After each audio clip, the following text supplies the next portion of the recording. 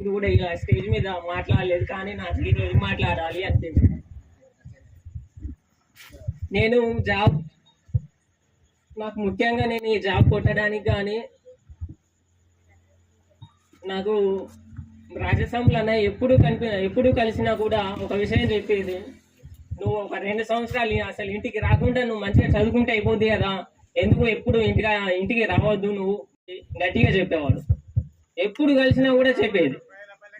నాకు ఆయన చెప్పిన మాటలు కానీ నాకు బీటెక్ కంప్లీట్ చేసినప్పటికీ కూడా నాకు ఈ మహానీయులు అంటే ఎవరో కూడా సరిగా తెలియదు. మొట్టమొదటిసారిగా మా అన్నయ్య వాళ్ళ ఇంటికి వచ్చినప్పుడు నీకు కేటీఆర్ అంటే తెలుసా అని అడిగిండు. నాకు అసలు తెలియదు అప్పటికి. గత 3 సంవత్సరాలు అప్పటికి కూడా నాకు తెలియదు వీళ్ళ గురించి.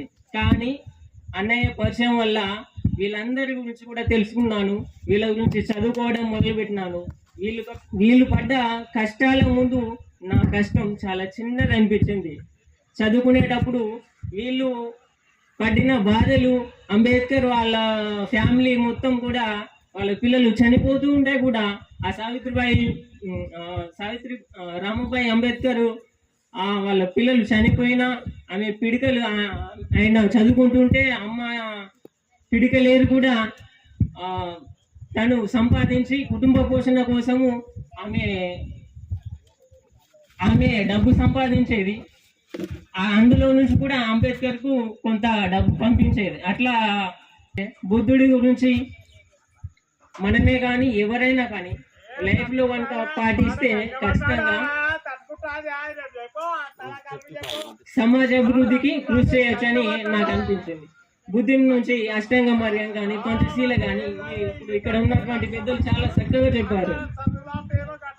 అవి కనుక మనం పాటిస్తే లైఫ్ లో అద్భుతాలే సాధించవచ్చు. Pay back to the society అని అంబేద్కర్ చెప్పాడు.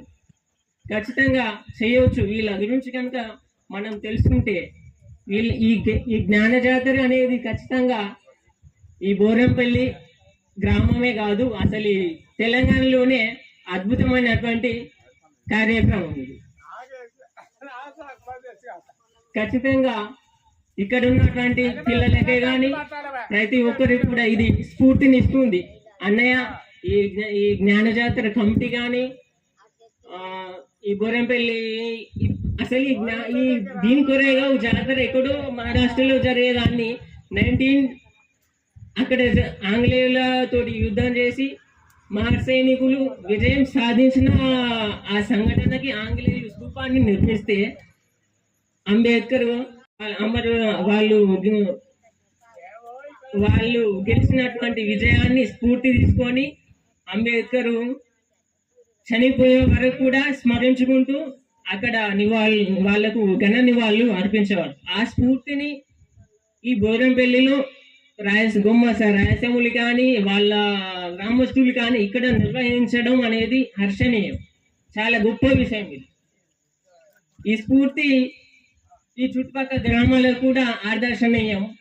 చిన్నపిల్లలకు కానీ ప్రతి ఒక్కరికి కూడా ఈ జ్ఞాన జాతర అనేది ఖచ్చితంగా జ్ఞానాన్ని జాతర గురించి అప్పుడప్పుడు వీళ్ళతోటి ఈ బహుజన జ్ఞాన జాతర టీం తోటి నేను వర్క్ ఏం చేయలేదు, కానీ వీళ్ళు ఇక్కడికి ఇన్వైట్ చేయడం, మళ్ళీ హైదరాబాద్ లో పోస్టర్స్ ఆవిష్కరించేటప్పుడు నేను ఒక ఉస్మానియాలో ఫస్ట్ జాతర అప్పుడు వెళ్ళాను, కాకపోతే నేను రాలేదు. కానీ ఫస్ట్ టైమే వీళ్ళ అన్నయ్య చెప్పిన మాటలు నేను చదువుకునేటప్పుడు మాత్రం బాగా నాకు మైండ్లో రివైజ్ అయ్యేది.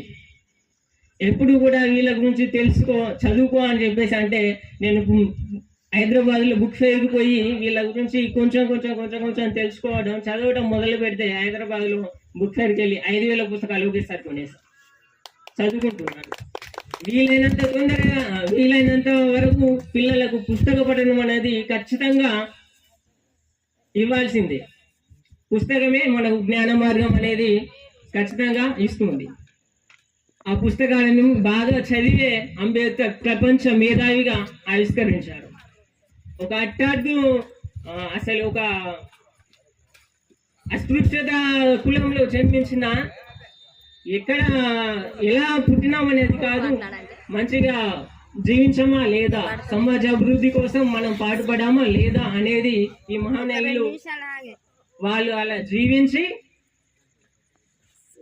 సమాజ అభివృద్ధికే వాళ్ళ సమాజం కోసమే జీవించడమే అసలైన జీవితం అనేది వాళ్ళు జీవించి చూపి మనకి ఈరోజు ఇక్కడ ఆదర్శంగా నిలిచారు. అలాగే ఇక్కడున్న గ్రామస్తులు ఇలాంటి బహుజనుల జ్ఞాన జాతరను నిర్వహించడం, వాళ్ళ చరిత్రను వాళ్ళు కూడా తర్వాత ఖచ్చితంగా వాళ్ళు చరిత్రలో నిలిచిపోతారని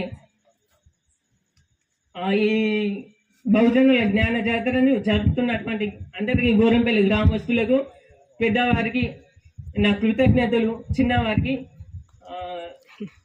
అభినందనలు తెలియజేస్తూ థ్యాంక్ యూ సో మచ్.